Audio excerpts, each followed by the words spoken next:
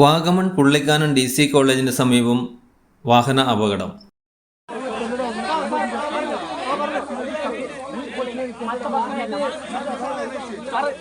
ഇവിടെ പഠനത്തിനെത്തിയ ചെന്നൈയിൽ നിന്ന് എത്തിയ വിദ്യാർത്ഥികൾ സഞ്ചരിച്ച ബസ്സാണ് അപകടത്തിൽപ്പെട്ടത്. 42ഓളം വിദ്യാർത്ഥികൾ ബസ്സിലുണ്ടായിരുന്നു. ഇതിൽ 15ഓളം വിദ്യാർത്ഥികൾക്കാണ് പരിക്കേറ്റത്. ഇന്ന് വൈകിട്ട് 7 മണിയോടെ കോളേജിന് സമീപത്തെ വളവിലായിരുന്നു അപകടം. പരിക്കേറ്റവരെ മൂലമറ്റത്തെ സ്വകാര്യ ആശുപത്രിയിൽ പ്രവേശിപ്പിച്ചു. തൊടുപുഴ തഹസീൽദാർ OS ജയകുമാർ, പോലീസ് ഉദ്യോഗസ്ഥർ തുടങ്ങിയവർ മേൽ നടപടികൾ സ്വീകരിച്ചു. ചെന്നൈയിലെ Dhanish college of engineering B Tech സ്റ്റുഡൻസിൽ 75 പിള്ളേരാണ് സ്റ്റഡിയായിട്ട് ബന്ധപ്പെട്ട വാഗമൺ DC കോളേജ് വന്നേക്കുന്നത്. അതിൽ ഇപ്പോൾ ആക്സിഡൻറ്റ് പറ്റിയ ബസ്സിൽ 42 പേരുണ്ടായിരുന്നു.